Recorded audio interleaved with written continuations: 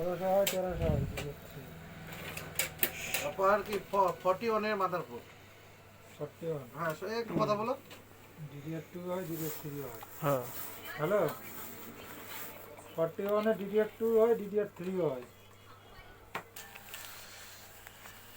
ঠিক আছে